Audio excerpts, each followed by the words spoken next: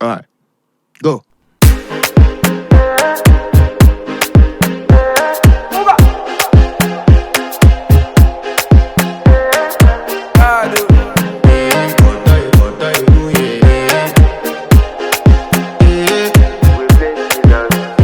I want to flex my love, I want to impress, and I want to carry my love away to a place she loves.